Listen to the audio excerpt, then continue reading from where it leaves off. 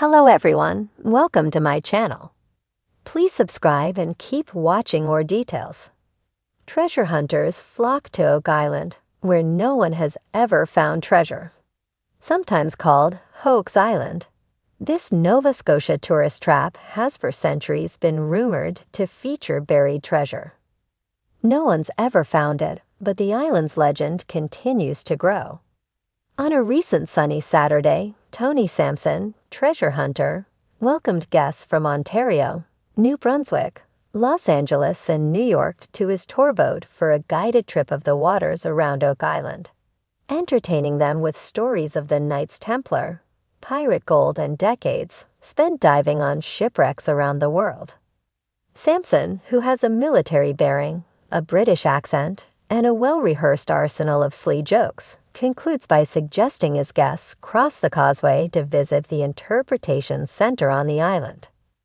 After we finish the tour, you can go to Oak Island and get the real treasure: the baseball caps, the t-shirts, and coffee mugs. He says, winning laughs from his guests, who are enraptured with the mystery of the treasure island off Nova Scotia's South Shore. Sampson had 700 customers for his tour last year. This year, if the numbers hold up, he should have 3,000. They are coming from wherever The Curse of Oak Island is broadcast.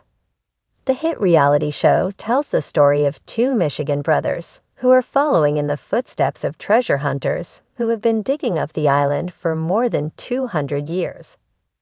After a recent marathon broadcast in Europe, Sampson, who has appeared on the show, started getting reservations from Germany. He's already lining up a Chinese translator for next year. Few seem bothered by the fact that there is no reason to believe there has ever been treasure on Oak Island. Skeptics call it Hoax Island because for 2 centuries, the obsessed and gullible, including former U.S. President Franklin Delano Roosevelt, have been persuaded by the flimsiest evidence, stories told by pseudo-historians and treasure hunters, to invest millions of dollars in digs. Historian Dan Conlon, who wrote about the island in his 2009 book Pirates of the Atlantic, and teaches a class on it at St. Mary's University in Halifax, is blunt. It's nothing beyond an interesting example of pop culture obsession and greed, he says. There's nothing there beyond a natural sinkhole filled up with 200 years of junk from treasure hunting. It's just the generations of treasure hunters who have created a self-sustaining myth that keeps going and going. The story begins in 1795, when a young man named Daniel McGinnis noticed an old block and tackle hanging from the branch of an oak tree, above a depression in the ground. When he and 2 friends started digging, they came upon coconut husks, and every 10 feet, barriers made of oak beams. In 1804, with the help of a wealthy backer, they dug to 95 feet, where they came upon a stone covered with strange markings. When they pulled it out, the pit started to fill with water, apparently the result of an ingenious trap laid by whoever buried the treasure.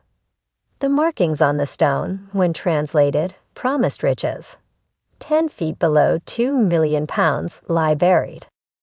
This series of events has been repeated in dozens of books, tantalizing generations of treasure seekers, but it does not stand up to scrutiny. The story was not written down until the 1860s, and it was spread by treasure hunters looking for investors. The inscribed stone was later lost, and nobody ever bothered to photograph it or even trace the strange markings, let alone explain how it was translated. Historians think it's a hoax and see echoes in the story of popular folklore from the era.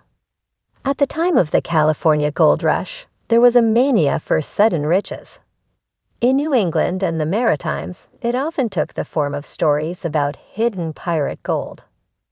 Oak Island is just one tale in a long-running mania for treasure legends all along the eastern seaboard, says Richard Joltz, a Harvard instructor who has been debunking Oak Island falsehoods for years. There were all these legends of Indian gold, or British gold, or French gold, or somebody else's gold. The first searchers to dig up the Oak Island money pit were seeking a treasure buried by pirate Captain Kidd. When researchers eventually proved that he had never been anywhere near Nova Scotia, though the treasure seekers didn't stop digging. They came up with new theories. The Curse of Oak Island, which comes from the same production company that produces the hit pseudo-history series Ancient Aliens, presents various outlandish theories, especially those centered on the Knights Templar, a disbanded European religious order that Dan Brown put at the heart of his best-selling thriller, The Da Vinci Code. It's classic pseudo-history. It's taking archaeological sites out of context, building on coincidences and speculation with no real evidence, says Conlon. Otherwise serious journalists help keep the stories alive. CBC's The Current recently aired a book promotion interview with American journalist Randall Sullivan, who worked on the series. He thinks that the island may contain proof that Francis Bacon wrote William Shakespeare's plays. Conlon can't make himself watch the Oak Island show because it is so absurd. I saw one expert they brought in holding up a railway spike and saying this is the keel spike of a Spanish galleon, says Conlon.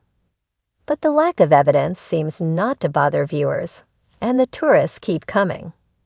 Angela Steves, general manager of the Oak Island Resort and Marina, a stone's throw from the island, hopes that Chinese tourists will soon join the Europeans and Americans enjoying the excellent fish cakes in her dining room. That changes the ball game altogether. Steves doesn't want to say whether she thinks there's gold on Oak Island. I hope we never find out. I hope the mystery continues for years and years and years.